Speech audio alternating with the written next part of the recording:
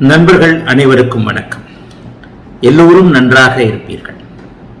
இன்றைக்கு நம்முடைய பிரீமியம் வீடியோவில் ஒரு முக்கியமான ஒரு நேயருடைய சந்தேகத்தை பார்த்து விடலாம். அப்படின்னா என்ன அப்படின்னா, பாஸ்கரன் குருஜி வணக்கம், வேதை நட்சத்திரங்கள் ஒன்றுக்கு ஒன்று பகையாக வரும்போது பலன்கள் தடுக்கப்படும். சரி, தடுக்கப்படும் நீங்களே சொல்லிடுறீங்க. வேத நட்சத்திரம் ஒன்றுக்கு ஒன்று பகையாக வந்தால் பலன்கள் தடுக்கப்படும். என்ன பலன்கள் தடுக்கப்படும்? கேள்வி. எதிரியாக வரும் என்றால் வேதை நட்சத்திரங்களின், அதாவது எதிரியாக வரும் என்றால் வேதை நட்சத்திரங்களின் அதிபதிகள் நண்பராக வரும்போது எப்படி பலன் எடுப்பது? வேதை நட்சத்திரங்களை வைத்து பலன் எடுப்பதா, கிரகங்களின் நட்பு பகையை வைத்து பலன் எடுப்பதா? உங்களுடைய இதை பிரச்சனையே என்னன்னா, ஜோதிடத்தை தவறாக புரிந்து கொள்ளுதல். பாஸ்கரன், வேதை நட்சத்திரங்கள் ஒன்றுக்கொன்று பகையாக வரும்போது பலன்கள் தடுக்கப்படும். வேதை என்றாலே ஒரு தடுப்பு அப்படின்னு தான் அர்த்தம். கிரக வேதை சொல்லப்படுகிறது, கோச்சார வேதை சொல்லப்படுகிறது, நட்சத்திர வேதையெல்லாம் சொல்லப்படுகிறது. என்ன கேட்குறீங்க? வேதை நட்சத்திரங்கள் ஒன்றுக்கொன்று எதிரியாக வரும் பொழுது, வேதை நட்சத்திரம் என்னன்னு இங்கே நிறைய பேருக்கு புரியாது. சரி, அது புரியவும் தேவையில்லை, அவசியம் இல்லை. புரிந்து கொள்ள வேண்டும் என்ற அவசியமே ஜாதக பலன் எடுக்கும்போது வேதை நட்சத்திரங்கள் இல்லை. அதுக்காக தான் அந்த கேள்வியை ஸ்பெஷலாக தேர்ந்தெடுத்தேன். மீண்டும் உங்களுடைய கேள்வியின் ஒரு கேள்வியே ஒரு இதாக இருக்கின்றனால மறுபடியும் மற்றவர்களுக்காக கேள்வியை ஒரு முறை படிச்சுக்கிறேன். குருஜி வணக்கம், வேதை நட்சத்திரங்கள் ஒன்றுக்கு ஒன்று பகையாக வரும் பொழுது பலன்கள் தடுக்கப்படும். தடுக்கப்படும்ன்ற விதினால நீங்க அதை கன்ஃபார்ம் பண்றீங்க. அப்படி ஒரு விதி இருக்கிறதுனால. எதிரியாக வரும் என்றால் வேதை நட்சத்திரங்களின் அதிபதிகள், நட்சத்திர அதிபதிகள் நண்பராக வரும்போது எப்படி பலன் எடுப்பது? வேதை நட்சத்திரங்களை வச்சு பலன் எடுக்கிறதா, கிரகங்களின் நட்பு பகையை வைத்து பலன் எடுப்பதா? விளக்கம் வேண்டுகிறேன். சரி ஐயா, பாஸ்கரன் ஐயா, சுபத்துவம் பாபத்துவம் சூட்சும வலு என்பதை கிரக பாவகங்களுக்கு மட்டும்தான் நான் சொல்றேன், நட்சத்திரங்களுக்கு சொல்லலை. முதல்ல ஜோதிடத்தை தயவு செய்து ஆழமாக புரிந்து கொள்ளுங்கள். நாள், நட்சத்திரம், திதி, யோகம், கரணம் என்கின்ற 5 விஷயங்களுக்குள்ள ஜாதக பலன் இல்லை. இந்த 5 விஷயங்களும் உலக பொதுவான விஷயங்கள், முகூர்த்த விஷயங்கள், முகூர்த்த அமைப்புகளுக்காக குறிக்கப்பட்டவை. நான் சற்று கான்ட்ரவர்சியான ஒரு சப்ஜெக்டை பேசுறேன்.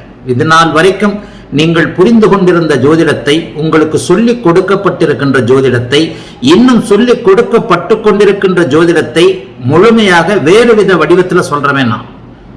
என்னை பின்பற்றுகிறவர்கள் தயவு செய்து திசை மாறி போய்விடாதீர்கள்.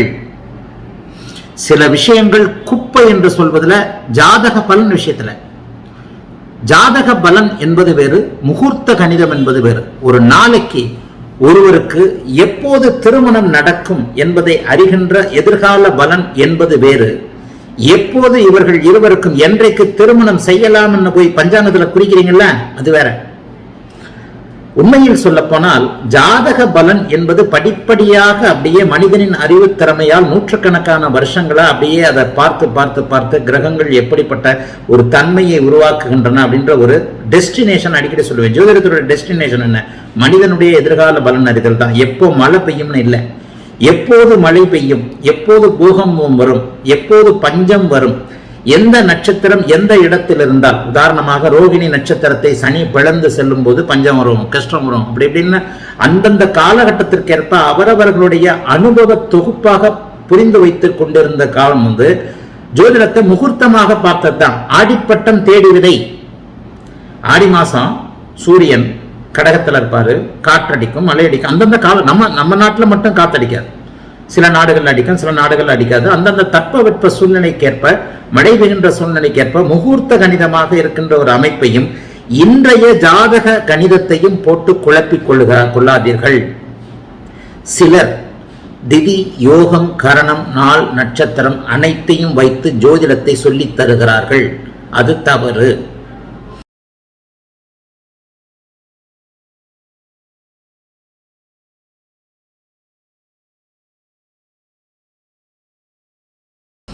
என்னுடைய சுபத்துவ பாவத்துவ சூட்சும வலுவின் அடிப்படையில் இங்க யாரையும் ஏமாற்ற முடியாது.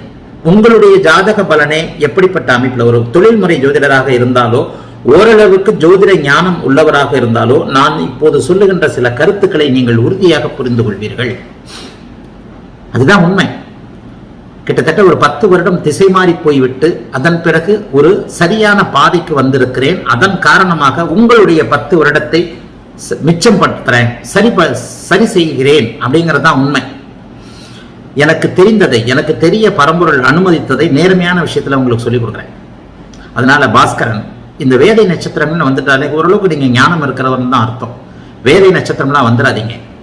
நாள், நட்சத்திரம், திதி, யோகம், கரணம் என்கின்ற 5 அங்கங்கள் கொண்ட பஞ்சாங்கம் ஒரு மனிதனின் முகூர்த்த அமைப்பை, கால கணிதத்தை சொல்லுகின்றதே தவிர, இந்த வருஷம் எப்படி இருக்கும்னு பொதுவாக ஆற்காடு பஞ்சாங்கத்தில், அந்த பஞ்சாங்கத்தில் பொதுவாக சொல்றாங்களே அதுக்கு தான் பஞ்சாங்கம். இந்த பஞ்சாங்கத்தை தாண்டி நாள், நட்சத்திரம், கிழமை எல்லாம் தேவைதான். ஆனால் இவைகளையும் தாண்டி கிரக பாவக சுபத்துவ அமைப்புகளில் தான் ஒரு மனிதனுடைய எதிர்கால பலன் இருக்கிறது. உதாரணமா சொல்ல போனா, இங்க வந்துட்டீங்கன்னா நீங்க கேட்கிற வேதை நட்சத்திரங்கள் அமைப்புன்னு வந்துருது இல்லையா, அதுலதான் அந்த ரஜ்ஜு பொருத்தம், வேதை பொருத்தம்லாம் வந்தது. 10 பொருத்தம்ன்றதே பொய் என்ற, அப்புறம் நட்சத்திர பொருத்தம் 10 பொருத்தம் பொய், சுத்தம், முட்டாள்தனம். யார் சொன்னது? ஜோதிடம் என்பது நிரூபிக்கப்பட்ட விஞ்ஞான சாஸ்திரம்.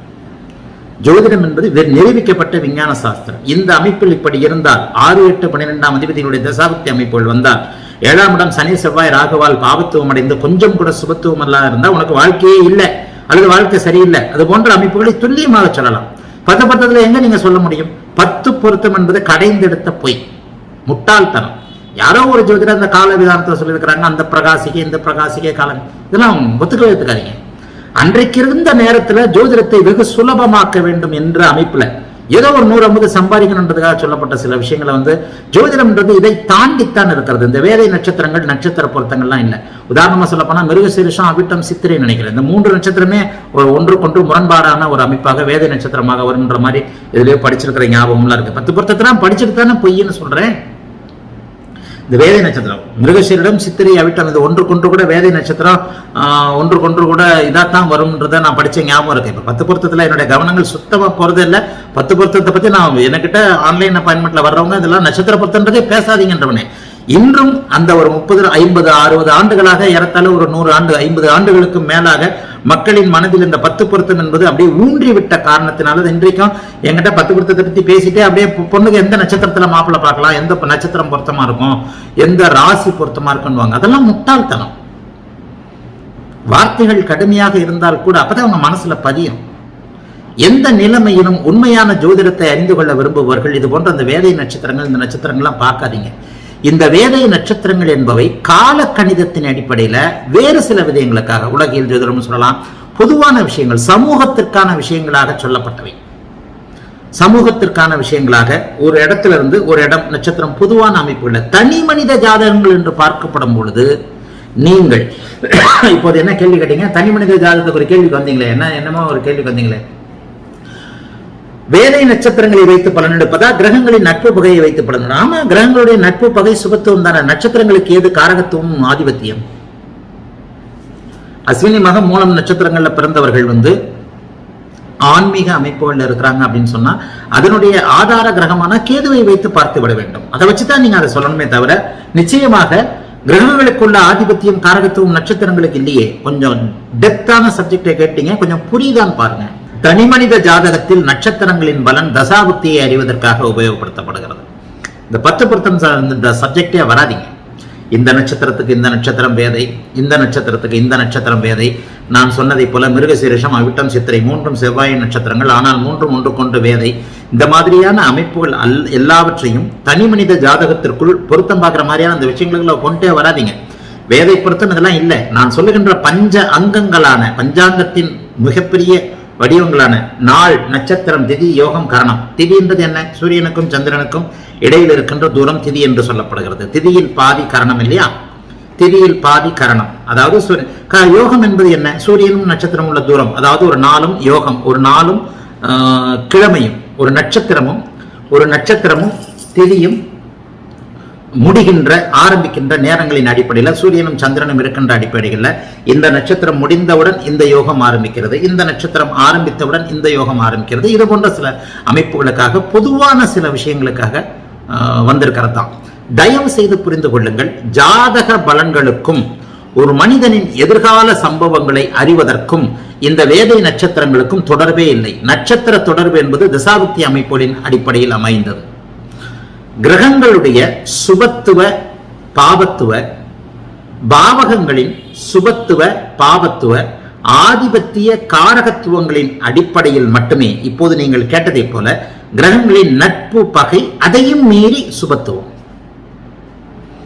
இதைத்தான் நீங்க ஜாதக பலனுக்கு முதன்மையாக எடுக்க வேண்டுமே தவிர என்றைக்காவது பலன் சொல்லும் போது கூட பாருங்க, ஆன்லைன் இதுல யூடியூப்ல லைவ் சொல்லும் போது கூட நான் நட்சத்திர சாரத்தை எங்கே பார்ப்பது, ஆதிபத்தியத்தை எங்கே பார்ப்பது, காரகத்துவம் எங்கே பார்ப்பது அப்படிங்கறத பொருத்தி தான் சொல்றேன். ஆகவே வேதை நட்சத்திரங்கள் என்ற நிலையில நிச்சயமாக வேறு விதமாக நீங்க டப்புன்னு மாறி போயிடாதீங்க. அப்படி போறது உண்மையாகவே நன்றாக இருக்காது. வேதை நட்சத்திரங்களை வைத்து பலன் இருப்பதா, வேதை நட்சத்திரங்கள் என்ற சப்ஜெக்டுக்கே தனி மனித ஜாதகத்திற்கு வராதீர்கள், பொருத்தம் பார்க்கறதுக்கு வந்துடாதீங்க. இப்படி சொல்லிக் கொடுப்பவர்கள் நட்சத்திரத்தின் அடிப்படையில் ஒருவன் திதியில் பிறப்பதால் அவன் இப்படி இருக்கிறான் என்று சொல்வது அத்தனையும் சரியல்ல. அவர்கள் முழுமையற்றவர்கள், அவர்களுக்கு இன்னும் உண்மையான ஜோதிடம் தெரியவில்லை. ஒருவன் இந்த நட்சத்திரத்தில் பிறப்பதால், இந்த திதியில் பிறப்பதால், இந்த யோகத்தில் பிறப்பதால், இந்த கரணத்தில் பிறப்பதால் இப்படிப்பட்ட அமைப்பில் இருப்பான், அவனுடைய குணம் இப்படி இருக்கும் என்பது நிச்சயமாக தவறு. அவனுடைய லக்னம், லக்னாதிபதி, ராசி, ராசி அதிபதி, லக்னம் ராசியோடு தொடர்பு கொண்ட கிரகங்களின் சுபத்துவ பாபத்துவ தன்மையின் அடிப்படையில் அவனுடைய குணங்கள், வாழ்க்கை சம்பவங்கள் நடக்கும் என்று நான் சொல்லுவது 100% சரியாக இருக்கும். அந்த விதியை நீங்க புரிஞ்சுக்கிட்டீங்கன்னா, தனி மனிதனுடைய ஜாதகங்கள்ல கிரகங்களுடைய பாவகங்களுடைய சுபத்துவ பாபத்துவ ஆதிபத்திய காரகத்தன்மைகள் பிரதிபலிக்கும். நட்சத்திரங்கள் தனிமனித ஜாதகத்திற்கு எங்கே பொருந்தி வரும் என்றால், சந்திரனுக்கு பின்னால் இருக்கின்ற நட்சத்திரம். அது கூட இப்ப நம்ம நிறைய விஷயங்கள்ல தசாபுக்திகளை சாரம்னு சொல்றோம் இல்லையா. சாரம் என்பது என்ன? மூலம். சாரம்னா என்ன? ஒரு ரூட், ஒரு மூலம். அந்த சாரத்துக்கு கூட ஒரு சில விதிகள் சொல்லியிருக்கிறேன். ஒரு நட்சத்திரம் எந்த அமைப்பை இது பண்ணணுன்றது, அந்த சாரத்தின் அடிப்படையில் நீங்கள் பலன் அறியும் போது கூட அந்த சாரம் தந்த நாதன், அந்த சாரநாதன் இருக்கின்ற வீடு, அந்த சாரநாதன் இருக்கின்ற வீட்டின் தன்மைகளை எப்போது காரகத்துவ ஆதிபத்திய அடிப்படையில் பிரிவா புரிஞ்சுக்கிட்டு பலன் செய்வாங்கன்றதுக்கு அனுபவம் வரணும்.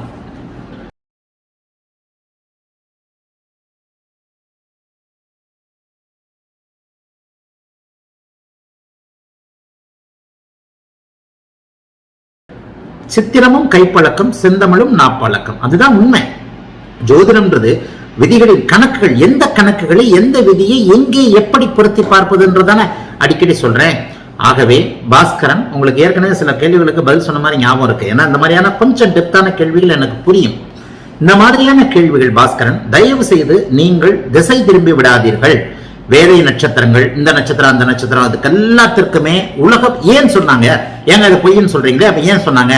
ஆம், சமூகத்திற்கான கணிதங்களை, எங்கே மழை வரும், எங்கே வெள்ளம் வரும், இந்த நாடு எப்படி இருக்கும், இந்த நாட்டுல பஞ்ச வருமா வராதா அப்படின்றதுதான் ஆரம்ப காலத்துல ஒன்றாக இருந்தது.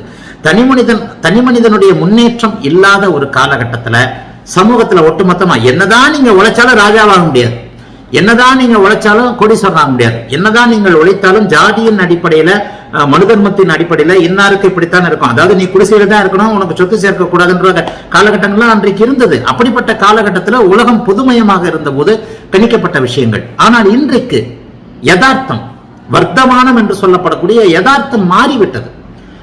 காலம், தேசம், சுருதி, யுக்தி, வர்த்தமானம். இன்றைக்கு யதார்த்தம் மாறிவிட்டது. இன்றைக்கு ஒண்ணு சொல்லட்டுமா?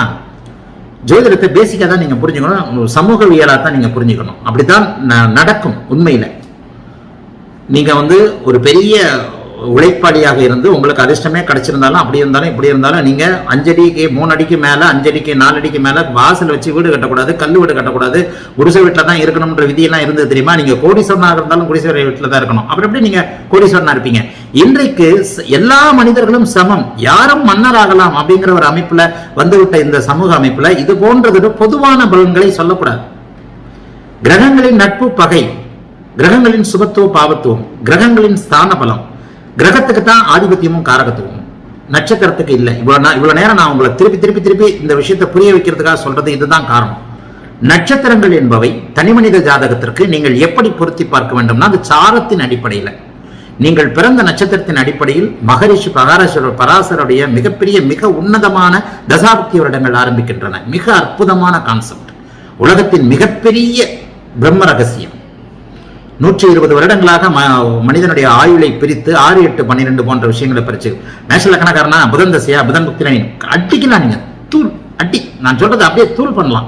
ஜாதகத்தை பிரிச்சு வச்சான இந்த வருஷங்கள்ல புதன் ஒரு மேஷ லக்னத்தில் பிறந்தவன், ஒரு விருச்சிக லக்னத்தில் பிறந்தவன் புதன் பாபத்துவமாக இருக்கிறார்.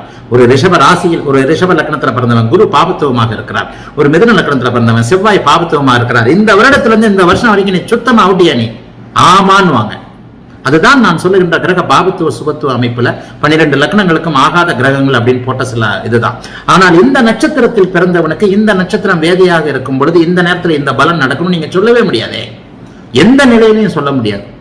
ஆகவே மறுபடியும் மீண்டும் மீண்டும் நான் வலியுறுத்தி சொல்வது, திதி யோகம் கரணம் நட்சத்திரத்தின் அடிப்படையில் மட்டும் பலன் சொல்வது என்பது இயலாத ஒன்று, அது நடக்காத ஒன்று. அப்படி நீங்க பலன் அறிய முடியாது. அப்படி சொல்லி தருபவர் முழுமையானவர் அல்ல, அவருக்கு ஜோசியத்தை தெரியல, அவர் வேற மாதிரியானால் ஃபெயிலா போன விஷயங்கள் இதெல்லாம் சான்ஸே இல்லை. சும்மா வாய்ஜாலத்தில் சொல்லிக்கிட்டு இருக்கலாம். ஒரு ஜாதகத்தை பார்த்தவுடன் நீங்கள் அந்த ஜாதகத்தில் ஆதார ரீதியாக எது நடந்து கொண்டிருக்கிறது அப்படிங்கிறத இந்த நட்சத்திரங்களின் அடிப்படையிலான தசாபக்தி அமைப்புகளை கணித்துக் கொண்டு அந்த தசாபக்தி அமைப்புகள், அதற்கு பிறகு கிரகங்கள் நட்பு பகை போன்ற ஸ்தான பலம், அந்த ஸ்தான பலத்துல திக்பலம்ன்றதே இப்ப நான் சொன்னதுக்கு அப்புறம் தானே புரிஞ்சுக்கிறீங்க எல்லாரும். யார் இது வரைக்கும் புரிஞ்சுக்கிட்டு நீங்க எந்த புத்தகத்துல திக்பலத்தை பத்தி அதிகமா இருந்தது? ஸ்தான பலம்னா அப்படியே மொத்தமா போட்டுட்டு அந்த ஸ்தான பலத்துல இத்தனை கிரகம் இத்தனை ரூபாயில இருக்கு இத்தனை ரூபாயில இருக்கு. ஸ்தான பலமே இப்ப சுபத்துவத்தின் பாவத்துவத்தின் அடிப்படையில் இருக்குன்னு தானே நான் சொல்லி தர்றேன். யார் புரிஞ்சுக்கிட்டீங்க? நான் தான் அதுக்கான சொல்றேன். திக்பலம்ன்றதே இப்பதான் நீங்க பேசுறீங்க. இப்பதான் சமீப காலங்களில் தான் யூடியூப் வீடியோக்குள்ள திக்பலத்தை பத்தி அதிகமா, அதாவது திக்பலத்தை பத்தி அதிகமா பேசப்படுகிறது. அதாவது அந்த ஷட்பலம் என்கின்ற 6 விதமான பலன்களை தூய்மையாக துல்லியமாக புரிந்து கொண்டு எங்கே எதை பொருத்தி பார்ப்பது என்பதை புரிந்து கொண்டு காலபலம் அயனபலம் சேஷ்டபலம், எந்த காலத்தில் பகலில் பிறந்தவனுக்கு எந்த கிரகம் பலம் தரும், இரவில் பிறந்தவனுக்கு எந்த கிரகம் இயங்குகின்ற நேரம் என்ன, உத்தராயணம் என்ன, தட்சிணாயனம் என்ன, தட்சிணாயனம் என்பது என்ன, ஆரோகணம் என்று சொல்லப்படக்கூடிய உச்சத்தை நோக்கி போய் கொண்டிருக்கின்ற ஒரு கிரகம் என்ன பலனை தரும், பாப கிரகம் உச்சத்தை நோக்கி போய் கொண்டிருந்தால் என்ன பலன், அதான் அங்கேதான் நான் இந்த விஷயத்தை கொண்டு வந்துடுறேன். உச்சத்தை நோக்கி போய் கொண்டிருக்கிற கிரகம்னு சொல்லும், பாப கிரகம் உச்சத்தை நோக்கி போகலாமா போகக்கூடாதுன்னு நான் சொல்றேன். அனுபவத்தின் அடிப்படையில். யார் எனக்கு சொல்லிக் கொடுத்தா? யாரும் சொல்லிக் கொடுக்கல. நானே என்னுடைய அனுபவத்துல சில நேரங்களில் திமிரா கர்வமா கூட இருக்கலாம். என்ன பண்றது? இப்படித்தான் உங்களுக்கு சொல்லிக் கொடுக்க முடியும். பாவ கிரகங்கள் உங்களுக்கு ஆகாத கிரகங்கள் உச்சத்தை நோக்கி போய் கொண்டிருக்கும் பொழுது சில சங்கடமான விஷயங்கள் நடக்கத்தான் செய்யும்.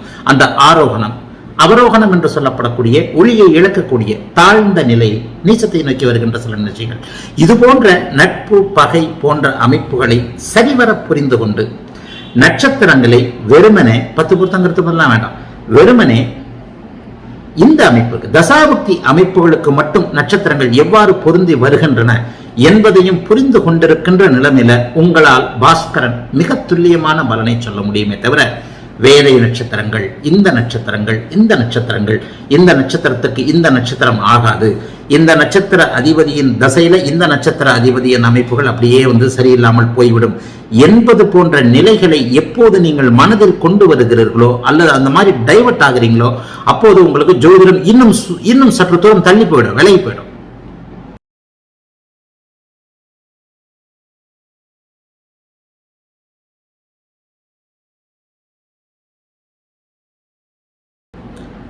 உங்களுக்கு பலியாடு மாதிரி ஒருத்தன் நான் இருக்கிறேன்.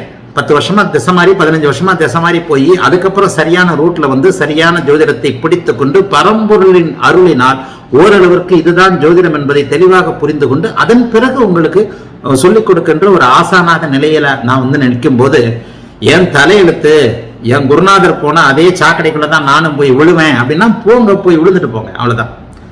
10 பொருத்தம் வேதை நட்சத்திரம் மறுபடியும் சொல்லிடுறேன்.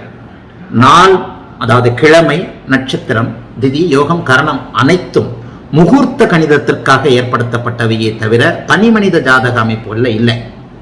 தனிமனித ஜாதகத்துல இந்த திதியில பிறந்தவன், அதுக்குத்தான் நான் சொல்றேன் திதியை இறந்தவருக்கு கும்பிடுகிறோம், நட்சத்திரத்தை இதெல்லாம் ஆன்மீக அமைப்புக்கு தான். திதியெல்லாம் அவரை கும்பிடுறோம். எல்லா மதத்தினரும் எல்லா மொழியினரும் அந்த திதியில போய் கும்பிடுறது இல்லை. எல்லா நாட்டுக்காரனும் கும்பிடுறான்னா ஒரு யூரோப்பியக்காரனுக்கு திதியில போய் அப்பாவுக்கு திதி கொடுக்கணும்னு தெரியுமா? நமக்கு தான் தெரியும், நம்ம தான் கும்பிடுறோம். எல்லா நட்சத்திரத்திலையும் இந்து கோயிலில் போய் யூரோப்பியன் போய் அர்ச்சனை பண்றாரு, அதெல்லாம் நம்முடைய மதம் சார்ந்த மனம் சார்ந்த விஷயங்கள். பலன் நீங்கள் இப்போது கேட்கின்ற கிரகங்களின் நட்பு பகையை வைத்து பலன் எடுப்பதா? பலன் என்பது இந்த 5ற்கும் தாண்டி கிரகங்கள் நட்பு பகை அமைப்புகள்ல, பாவகங்கள், பாவக சுபத்துவ அமைப்புகள்ல தான் இருக்கு. ஆகவே எந்த நிலையிலும் 10 பொருத்த அமைப்புகளை பார்க்காதீர்கள். நட்சத்திரங்களை எங்கே பொருத்தி பார்ப்பது, இப்ப சார அமைப்புகளை கூட நானே சில நேரம் உங்களுக்கு எப்படி சொல்லி கொடுக்கறதுன்னு குழம்புறேன். லைவ்ல என்ன நுணுக்கமா கவனிச்சீங்கன்னா புரியும். டக்குன்னு ஒருத்தருக்கு சாரம் சொல்லுவேன், ஒருத்தருக்கு வெறும் பாவக சுபத்துவ அடிப்படையில் மட்டும் சொல்லிடுவேன். ஏன்னா அன்றைக்கு அந்த அமைப்புகள்ல கோச்சார அமைப்புகளையும் டக்கு டக்கு டக்கு டக்கு டக்குன்னு பொருத்தி பார்த்து பலன் சொல்லுவேன். எங்கே சாரத்தை பொருத்தி பலன் அறிவது, எங்கே சாரத்தை விட பாவக ஆதிபத்திய காரக ஆதிபத்திய விஷயங்களை பொருத்தி பார்ப்பது அப்படிங்கிறது அனுபவத்துல வந்துடும். எங்க எப்படி நடக்குது, எந்த லக்னத்திற்கு யார் எந்த முதன்மை, எல்லாமே ஒரு கனெக்ஷன் தானே. ரிஷப லக்னம் குருதசை நடந்து கொண்டிருக்கிறது, 8ஆம் அதிபதி தான், சரிதான், கஷ்டம் தான். அதே கடக லக்னம் சனி தசை நடந்துகிட்டு இருக்கு. ரிஷப லக்னத்திற்கு குரு 8ஆம் அதிபதியாக செய்வதையும் கடக லக்னத்திற்கு சனி 8ஆம் அதிபதியாக செய்வதையும் வித்தியாசப்படுத்தி பார்க்க உங்களுக்கு தெரியணும்ல. அப்ப அந்த இடத்துல எந்த நட்சத்திர அமைப்புகள் இருக்கின்றன, அட்டமாதிபதி எங்கே அமர்ந்திருக்கிறார், அவர் எந்த நட்சத்திரத்தின் அடிப்படையில் அமர்ந்திருக்கிறார், இந்த அட்டமாதிபதியின் சுபத்துவ பாபத்துவ தன்மைகள் என்ன, சனி எத்தகைய தன்மையை கொடுப்பார், குரு எத்தகைய தன்மையை கொடுப்பார் என்பதை புரிந்து கொண்டதன் மூலமாகத்தானே உங்களுக்கு அடுத்த ஜாதக பலன் என்னவென்று தெரிய வேண்டிய ஒரு அமைப்புகள் இருக்கிறது. அதை வைத்துத்தான் நீங்கள் நிச்சயமாக பலனை சொல்ல வேண்டுமே தவிர, நீங்கள் இப்போது கேட்டதை போல, இப்ப நான் உதாரணம் சொன்னேன், மிருகசீரிஷ நட்சத்திரம் இந்த நட்சத்திரம் தான் இருக்கும், அப்புறம் இந்த நட்சத்திரத்துக்கு இந்த நட்சத்திரம் வேத, இந்த நட்சத்திரத்துக்கு இந்த நட்சத்திரம் வேத, வேத தலைப்புக்கிட்டே வந்துடாதீங்க, தூக்கி குப்பையில போட்டுருங்க. அவ்வளோத்தையும் 10 பொருத்தம் என்பதே இதுன்னு போயாச்சே. ஒரு தனி மனிதன் இந்த பெண்ணை பொறுத்தம், இந்த பெண்ணுக்கு இந்த பெண்ணை கல்யாணம் பண்ணி வச்சா நல்லா இருப்பானா, அதுதான் நான் சொல்றேன். ஜாதக அனுகூல பொருத்தம் தனி வீடியோ கூட போட்டுக்கிறோம்னு நினைக்கிறேன். ஜாதக அனுகூல பொருத்தம் இந்த நட்சத்திரமா இருக்கட்டும், இந்த நட்சத்திரமா இருக்கட்டும், 2 நட்சத்திரக்கும் முரண்பட்ட நட்சத்திரமா இல்ல, ஜாதகத்தின் அடிப்படையில் 6 8 இவர்கள் எப்படி கஷ்டப்படுவார்களா, அவயோக திசைகளா வருது. இப்ப சமீபத்துல நேத்து கூட ஒரு பெண்ணும் ஆணும் என்கிட்ட கணவன் மனைவி பலன் கேட்டாங்க. நேத்து 2 பேருக்குமே 6 திசை, 6 கூடிய திசை தான் நடக்குது. 2 பேருமே அதுல பெண்மணி வந்து பிரீமியம் விடி நேரம் தான் சொன்னாங்க.